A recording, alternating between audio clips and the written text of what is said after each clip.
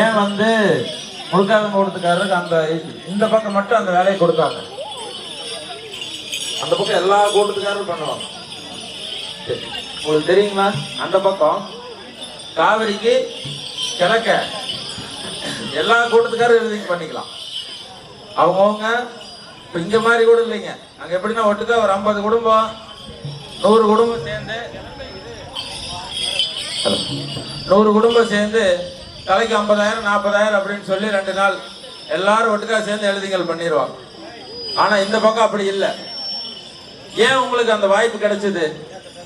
நம்ம முன்னோர்கள், அதாவது உங்க முன்னோர் அந்த அளவுக்கு ஒரு சொல்ல காப்பாத்துறதுலயும் சரி, ஒரு வார்த்தை சொன்னா அது கண்டிப்பா நடக்கும்ங்கிறதுக்கு உதாரணம் அந்த விஷயம்தான். சொல்ல காப்பாத்துறதுக்கு உங்களை தவிர தமிழ்நாட்டிலேயோ சரி, நான் உலகத்திலேயோ சரி, வரலாறு உள்ள எந்த சமுதாயமும் இந்த அளவுக்கு வரலாறு இருக்கிற சமுதாயம் கிடையாது. அப்பேற்பட்ட பெருமைக்குரியவங்க உங்களுக்கு அதை கொடுத்துக்காரு. இன்னைக்கு நாம சொல்றோம் மாமன், அத்தை, சித்தப்பா, சித்தி, இந்த மாதிரி உறவு முறைகள், அப்பச்சி அம்மத்தா, ஐயா தான், இந்த மாதிரி ஒவ்வொரு உறவு முறைகளையும் வகுத்து, இந்த குடும்பம்னா ஒரு குடும்பம்னா இப்படித்தான் இருக்கணும், இன்னாரத கல்யாணம் வைக்கணும், இன்னாரு தங்கச்சி, அண்ணன் தங்கச்சி, அப்படிங்கிற ஒரு விஷயத்த, ஒரு குடும்ப சூழ்நிலையை உருவாக்கி கொடுத்தது நீங்க முழுக்காதங்க கொடுத்துக்காரு. அந்த வாய்ப்பு நீங்க அதை உருவாக்கி கொடுத்ததுனாலதான் மற்ற அத்தனை ஒவ்வொரு கூட்டத்துக்காரரும் சரி நீங்க தான் அந்த வேலை செய்யணும், நீங்க சொன்னா அந்த மாதிரி நடந்தது, அந்த மாதிரி இருக்குது அப்படிங்கறது உணர்ந்ததுனால ஒட்டுமொத்த அத்தனை சமுதாயம் இங்க அப்படியே மாறுச்சு. முழுக்காதங்க கூட்டத்துக்காரர் தான் ஒவ்வொன்றும் பண்ணணும். என்னவா இருந்தாலும் சரி, அப்பேற்பட்ட பெருமைக்கு, அப்பேற்பட்ட சொல்ல காப்பாத்தின வம்சம் உங்க வம்சம். மாறுதட்டி சொல்லலாம், அப்பேற்பட்ட பெருமைக்கு சொந்தக்காரன்டா நான் அப்படி. அப்ப அந்த பெருமையை உங்க குழந்தைகளுக்கோ உங்களுக்கோ தெரிஞ்சு யோசிச்சு பாருங்க. அந்த போய் காடேஸ்வரர் கோயில் நிக்கிறீங்க அப்படின்னா அந்த அம்மா எப்படி யாருன்னு கொடுக்கும்?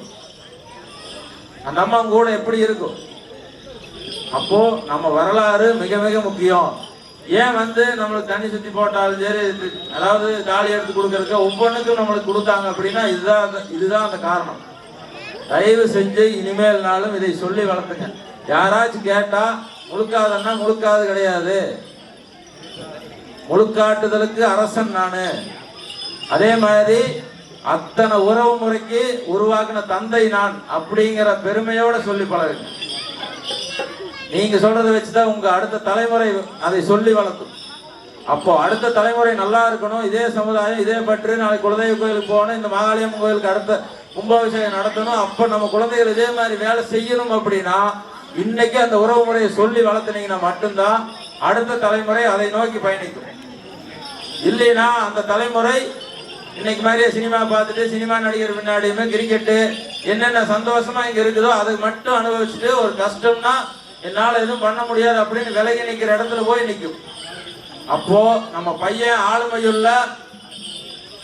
ஆளுமையுள்ள ஒரு ஆள்பவனா வரணுமா, இல்ல 10ஓட வரணும்னா தனியா நிக்கணுமாங்கிறது நம்ம தான் முடிவு பண்ணிக்கணும். இந்த வரலாறு உள்ள சமுதாயம் கண்டிப்பா வருங்காலத்துல, அதாவது பெருமை மிக்க குலமா நீங்க ஒவ்வொரு இடத்துலயும் வருவீங்க. அதே மாதிரி இந்த பெரியவங்க நீங்க இருக்கிறதுனாலதான் இன்னைக்கும் ஒவ்வொரு சீர்முறைகளும் தலை தோங்கி, ஒவ்வொரு சீரும் இன்னைக்கு வரைக்கும் எல்லாத்துக்கும் தெரியுது. அப்படின்னா உங்க ஒருத்தர்னால மட்டும்தான். இந்த அத்தனை டிஸ்ட்ரிக்ட்லயும் நான் ஒவ்வொரு இடத்துலயும் சொல்லுவேன். அதே மாதிரி இந்த பெருமைகளும் உங்கள் குழந்தைகளையும் சேரட்டும் என சொல்லி, அவர்களுக்காக, இந்த வரலாற்றுக்காகவே உங்கள் தாழ் பணிந்து உங்களுக்கான இதோ அடுத்த ஆட்டம்.